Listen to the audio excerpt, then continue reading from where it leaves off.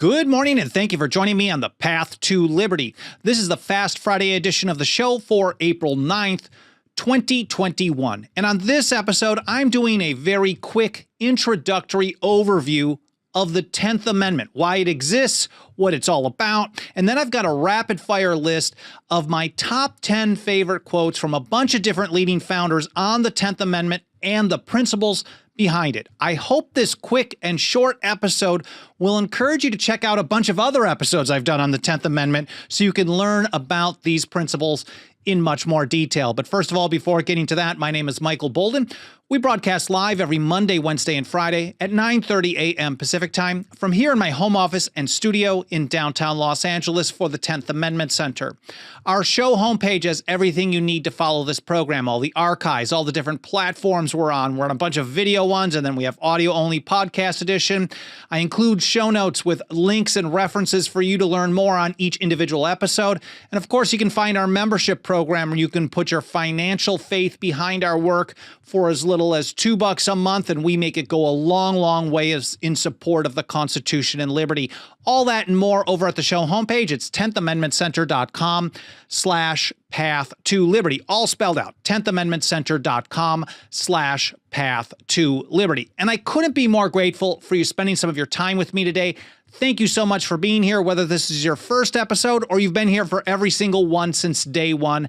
I can't thank you enough. But since it's Fast Friday, I promise to not take up too much of your time. Let's see if I can get this info out to you in the next 10 minutes or so. And I want to start out, of course, with the text of the 10th Amendment itself. It's 28 words. The powers not delegated to the United States by the Constitution nor prohibited by it to the states are reserved to the states, respectively, or to the people. And we've got a nice overview page that you can go to that will be linked to in the show notes that gives some more information on this.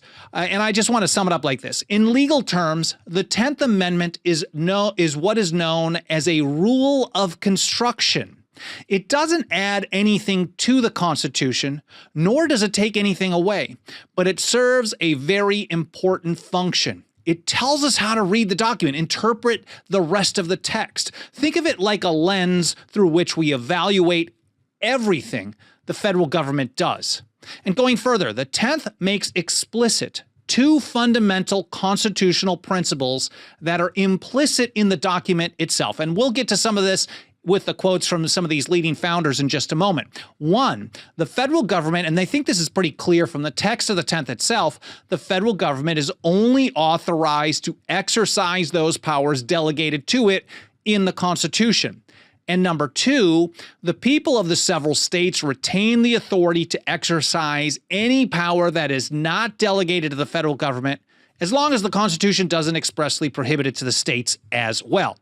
And that whole principle, these principles really were understood by many as being part of the Constitution even before the 10th Amendment was ever even considered, before it was debated, before it was ratified. So we're talking right in 1787, during and just after the Philadelphia Convention. And for that, to kick off these quotes, I want to start out with one of the leading Federalist supporters of the Constitution of the time, later appointed to or nominated to the Supreme Court by George Washington, and that's James Wilson. This was from his very famous, at the time, State House Yard speech of October 6, 1787, and he said, "Everything which is not given is reserved." He was explaining in that speech, which I've covered in another episode, specifically just that speech, that this type of constitution was different than the state constitutions, which were the other way around. Everything which was not reserved was given. So this was new for a constitution, and James Wilson summed it up pretty straightforward there on October 6th, 1787. And then the following year, during the ratification debates, this was primarily to a New York audience in the Federalist Papers. Here's James Madison from Federalist 45. "The powers delegated by the Constitution to the federal government are few and defined. Those which are to remain in the state governments are numerous and indefinite. But these two were far from alone. Of course, there are many, many others, and I think the hardest part was narrowing this down to 10 to keep it into a proper length for a Fast Friday episode. But here's Edmund Randolph in the Virginia Ratifying Convention in June of 1788. I believe it was June 10th or so. And he said, every power not given it by the system is left by the states. And right after he said that, he literally read through, and this was on in the middle of the ratification debates, he literally read through all the powers delegated in the Constitution. I think he was focusing primarily on Article 1, Section 8. And then he said, this being the principle, from what part of the Constitution can liberty of the press be said to be in danger? Because the question at the time that he was responding to was they were concerned without an express prohibition on violating the liberty of the press, that it would be violated. But he's like, look, this is a document of delegated and reserved powers, as, for example, we know James Wilson explained as well, and that was very influential on the ratification debates. And Randolph was saying, like, look, there is no power delegated for them to do anything about the press. So therefore, they don't have the power in the first place. And this was really, this whole concept of delegated and reserved powers, this was really an expression of sovereignty. We understand sovereignty in the constitutional system as meaning final authority. And all through history, sovereignty was in the hands of one person, a king or a queen, or maybe a group of oligarchs. And they had final authority. But in the American system, the Constitution for the United States, sovereignty was held by the people of the several states, and the people themselves held final authority. And that brings me again to James Wilson from that State House Yard speech. And he put it this way: of course, the sovereign is the one who delegates the power, and the sovereign, of course, can take that power back at any time. He put it this way: congressional authority is to be collected not from tacit implication, but from the positive grant expressed in the instrument of the Union. So the only thing that Congress can do is the express powers delegated in the instrument of the Union, that is, the Constitution itself. Roger Sherman put it this way, and here's another Federalist supporter of the Constitution. This was a letter, we don't know who it was written to. It was dated December 8th, 1787, and he put it this way: the powers vested in the federal government are only such as respect the common interests of the Union and are particularly defined. This was maybe a month and a half, 6 weeks before James Madison made the same case in Federalist 45 that more of us probably are aware of. But Roger Sherman was making the same case in December of 1787, particularly defined and delegated powers. He says, so that each state retains its sovereignty. Sovereignty was reserved, held back by the people of each state. And when we know that when they're talking about states in this realm, this doesn't mean state governments, this means the people of the several states. He says, so each state retains its sovereignty in what respects its own internal government and a right to exercise every power of a sovereign state, not delegated to the United States. Now, not everyone was on board with being okay with the notion that this novel concept of delegated and reserved powers was just going to be as it was explained by people like Sherman or Madison or James Wilson and many others. They wanted some kind of additional assurance. And we know that we ended up getting an amendment to the Constitution to really spell that out. And here's John Williams in the New York Ratifying Convention. This was in June of 1788, June 21st. And he really pressed this issue. He said the general government ought to be confined to certain national objects, and the states should retain such powers as concern their own internal police. This is the reserved powers, the police powers, the numerous and indefinite. And just, I think it was a few weeks later in the final ratification document, I think it was like the third statement in the New York ratification document, was reaffirming this principle, which ended up becoming the 10th Amendment to the Constitution for the United States a few years later. And here's Samuel Adams.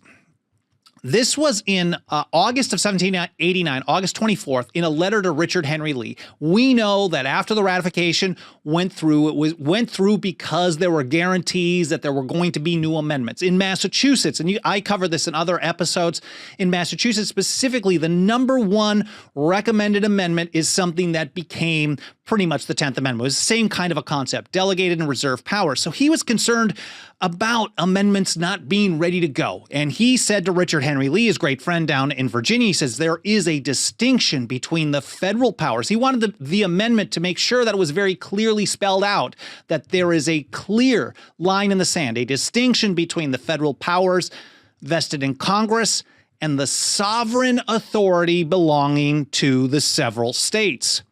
And what's the whole point of having that sovereignty? The reason you have that final authority was not just so you could do stuff that you weren't passing along to another government. It was also so you could protect yourself against overreach by the other government, the far-off government that you were delegating certain limited powers to.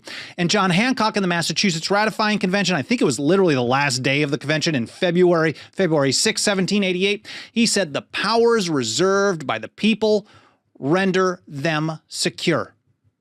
Roger Sherman, back to that same letter of December of 1787, he had the same mentality as Hancock did. And he says, all acts of the Congress not warranted by the Constitution would be void, nor could they be enforced contrary to the sense of a majority of the states. Here's Roger Sherman and John Hancock, not necessarily on the same side politically on probably a lot of things, or philosophically, but certainly recognizing that the people of the several states held great power that was reserved to them, that they reserved to themselves, and that power was an essential tool for keeping the delegated powers in line and the new federal government in check. And just to sum it up, Thomas Jefferson, we know, was a great tenther as well. And he put it this way in his opinion against the constitutionality of a national bank in February of 1791. This was still 10 months before the 10th Amendment ended up being ratified.